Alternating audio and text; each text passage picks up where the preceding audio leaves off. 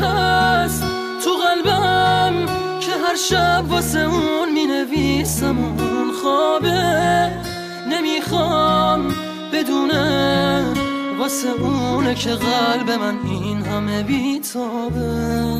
یه کاغذ یه خودکار دوباره شده همدم این دل دیوونه، یه نامه که خیسه پر از عشقه با کسی بازم اونو نمیخونه.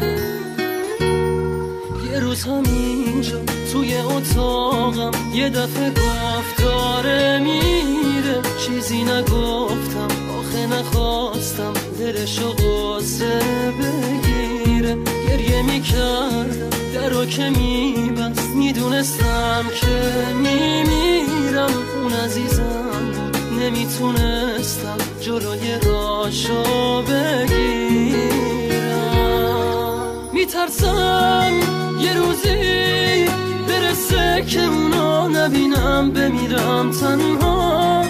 خدایا کمک کن، نمیخوام بدونه دارم جون میکنم اینجا. سکوت اتاقا داره میشکنه تیک تاک ساعت رو دیوار. دوباره نمیخواد بشه باور من که دیگه نمیاد انگار.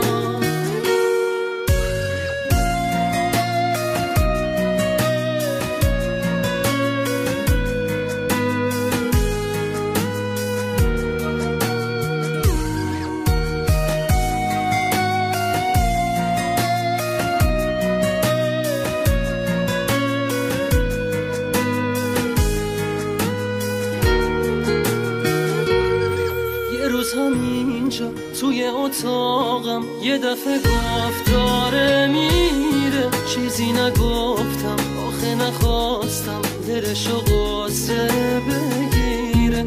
گریه میکردم درو که میبست، میدونستم که میمیرم. اون عزیزم بود نمیتونستم جلوی راشو بگیرم.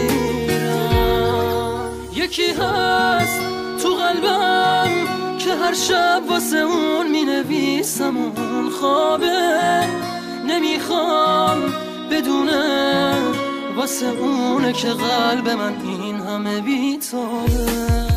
یه کاغذ یه خودکار دوباره شده همدم این دل